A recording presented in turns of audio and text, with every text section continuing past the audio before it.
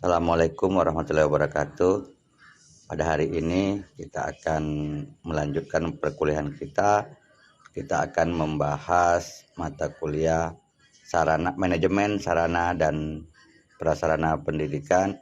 Pada hari ini kita akan menyampaikan mata kuliah pengantar manajemen sarana dan prasarana.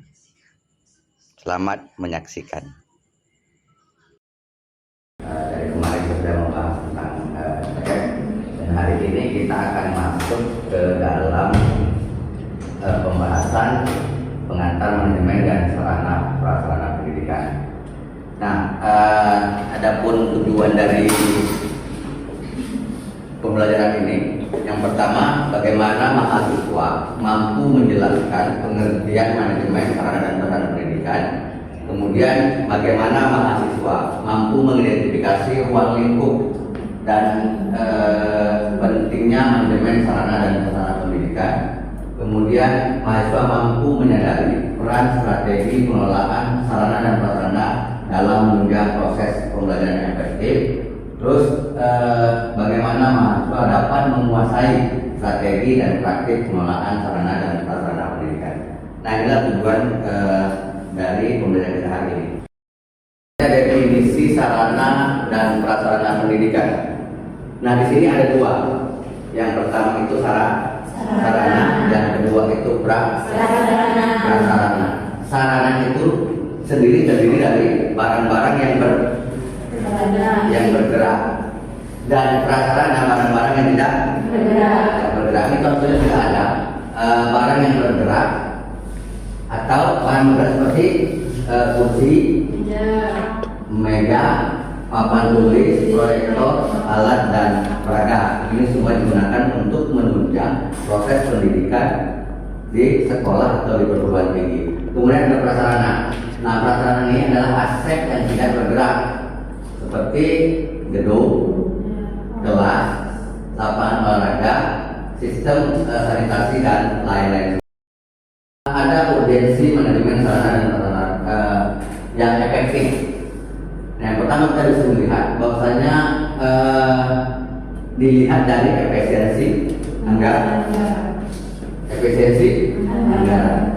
Nah, sebelum kita melakukan pengarahan dalam sarana prasarana, maka ada perencanaan. Nah, perencanaan ini yang diambil melalui hasil dari observasi dan penelitian yang dilakukan kepada sarana prasarana yang dibutuhkan. Nah, kita dapat memilih nanti ruangan mana, kelas mana yang akan ditambah sarana dan prasarananya.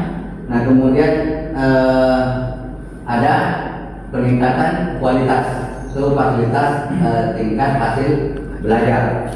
Nah, ketika sekolah itu dipenuhi dengan sarana dan prasarana, ini dapat memuluskan proses pembelajaran. Nah, tapi kita lihat sekarang ini masih banyak sekolah-sekolah, terutama yang di 3D ini ada yang masih sangat minim sarana dan prasarana. Nah, sarana dan prasarana yang mumpuni itu akan mendukung kualitas dari hasil pendidikan. Nah, karena di situ nanti akan dilihat bagaimana mereka bisa menggunakan fasilitas dengan baik sehingga dapat berinteraksi dengan baik. Nah, kemudian ada kemanfaatan dan keamanan dan keselamatan. Nah, kenapa harus ada? Nah, kalau barang-barang yang sudah kita adakan tapi tidak dijaga, maka ini akan rusak. Nah, ini akan mempengaruhi anggaran, dan anggaran ini nanti tidak bisa digunakan ke kegiatan-kegiatan yang lain. Fokuslah kepada kegiatan dari sarana dan prasarana. Sementara dalam pendidikan itu ada banyak tempat yang membutuhkan keuangan. Nah, kemudian ada citra dari institusi. Lengkapnya fasilitas sebuah lembaga ini akan membuat institusi tersebut menjadi terkenal. Nah, citra fasilitas ini bisa dilihat dari teknologi. Ketika kampus atau sekolah mempunyai web yang bagus, Artinya mereka yang dari luar akan bisa melihat. Dan lengkapnya dari sarana dan prasarana ini akan menunjang proses sosialisasi yang kemudian akan menarik perhatian orang lain untuk masuk ke kampus atau ke sekolah kita. Nah, ini tujuan dari manajemen sarana dan prasarana. Yang pertama ada penyediaan yang optimal. Nah, penyediaan optimal ini apa yang dibutuhkan?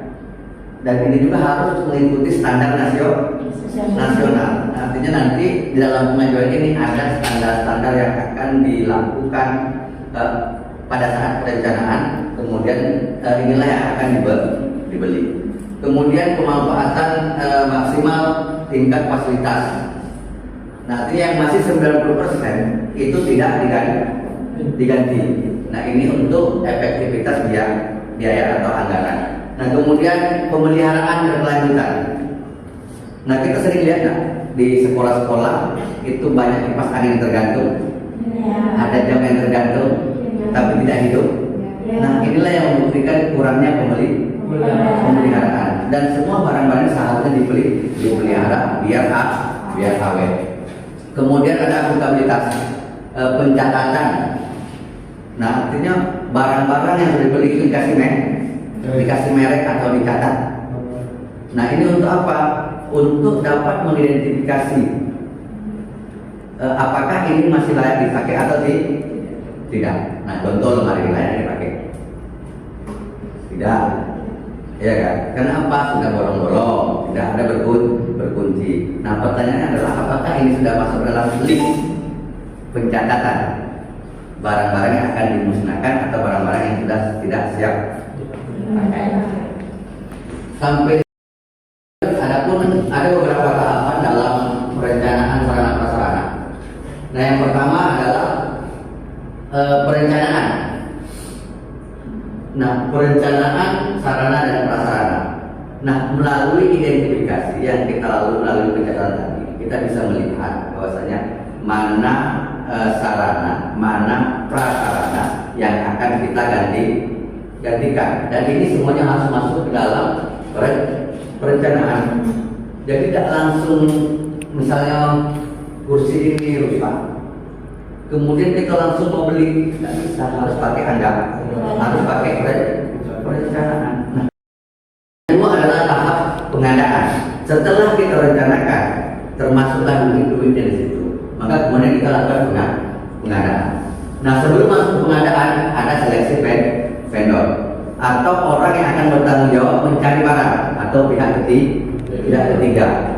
Nah, kemudian setelah ini datang, maka harus ada pemeliharaan.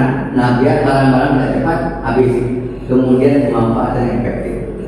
Misalnya kita keluar lampu hidup, kipas angin hidup. Nah, itu pemanfaatan tidak lagi efektif. Oke, kita lanjut. Nah, hal yang ketiga adalah pemeliharaan dan penghapusan. Nah, kita lebih fokus ke penghapusan, karena pemeliharaan sudah kita fokus kepada penghapusan.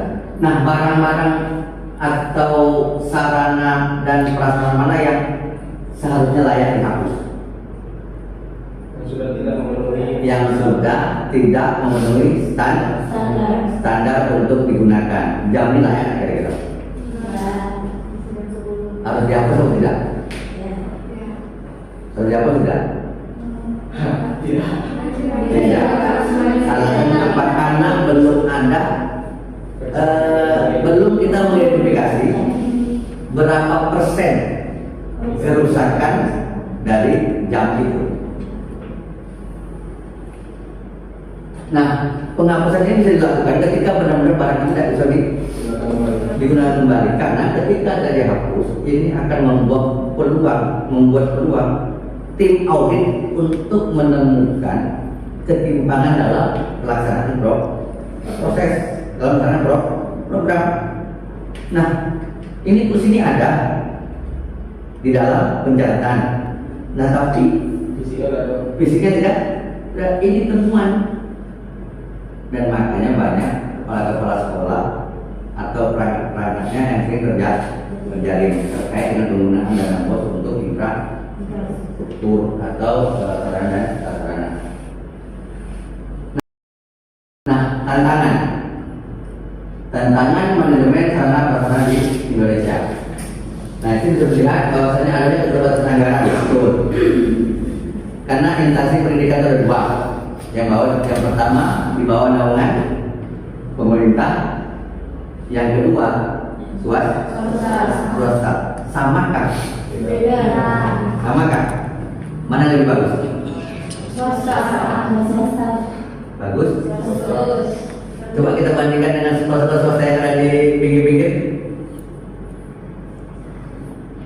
Contoh MTSN Nurul Ibni terus ditanya, Al-Falah ditanya, terus Al-Azhar itu yang tanya, karena dananya besar. Nah, kita bandingkan dengan sekolah-sekolah madrasah yang ada seperti itu. Sama ya? Beda. Nah, apa yang kemudian membedakan sarana? Sementara mereka sama-sama swasta. Kalau negeri semuanya sama. Karena setiap pemerintah menganggarkan sarana prasarana untuk negeri, maka semuanya akan mengajukan. Nah, tergantung kepala sekolah atau operatornya mau mengajukan sarana apa, prasarana apa di tahun ini. Nah, tapi ketika ini ditangkap oleh mereka, nah inilah yang kemudian membuat banyaknya gedung-gedung yang bocor, jendela-jendela yang pecah, kemudian diganti. Karena untuk mengganti itu butuh proses, harus ada pengadaan dulu. Pak,